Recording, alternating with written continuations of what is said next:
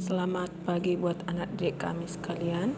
Kita memulai pembelajaran kita, yaitu pembelajaran tematik. Tema 4, subtema 1, pembelajaran yang kelima. Dalam pembelajaran kelima ini, kita belajar mengenai batik. Di era globalisasi ini, Indonesia memegang peran yang sangat penting. Kebudayaan Indonesia yang mendunia membuat Indonesia semakin dikenal. Apa dampaknya bagi warga Indonesia? Nah, ayo kita pelajari bersama. Di sini ada bacaan yang berjudul Batik Seni Tradisional Indonesia yang Mendunia. Seni batik berawal dari seni tradisional yang dibuat khusus untuk para petinggi keraton pada zaman kerajaan di Nusantara.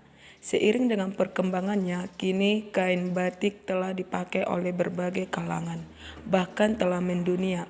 Pada tanggal 2 Oktober 2009, UNESCO memberikan pengakuan dan mengesahkan secara resmi batik Indonesia sebagai warisan budaya dunia. Dalam sejarahnya, Pulau Jawa merupakan titik awal perkembangan seni batik di Indonesia. Ragam motif batik pun dibedakan berdasarkan area pembuatannya. Batik pedalaman dan batik pesisir, berbagai ragam motif dan simbol yang digambarkan di atas sehelai kain memiliki makna filosofis yang menjadi pedoman kehidupan. Kerumitan dalam proses pembuatan, kekayaan ragam dan makna yang terkandung dalam batik Indonesia menjadi daya tarik bagi warga dunia. Melalui berbagai pameran seni tradisional yang diadakan di dalam dan di luar negeri, batik Indonesia semakin dikenal dan diminati. Bahkan beberapa tokoh dunia gemar mengenakan pakaian dengan motif batik Indonesia setelah mengenalnya sebagai tanda mata ketika berkunjung ke Indonesia.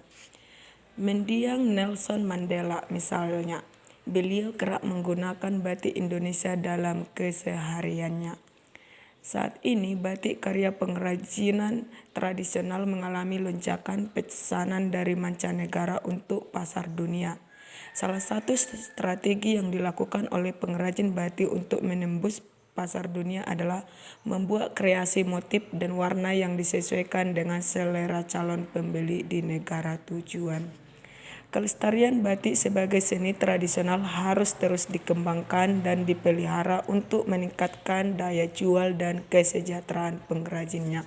Nah, dari wacana ini anak didik kami di situ dibuat 2 Oktober tahun 2009 UNESCO memberikan pengakuan dan mengesahkan secara resmi batik Indonesia sebagai warisan budaya dunia. Nah, berarti setiap tanggal 2 Oktober itu diperingati sebagai Hari Batik Nasional. Nah, setelah itu di sini ada jenis-jenis motif batik, bisa anak didik kami perhatikan. Ini ya. Nah, dari sini nanti anak didik kami bisa menjawab pertanyaan yang akan Ibu berikan.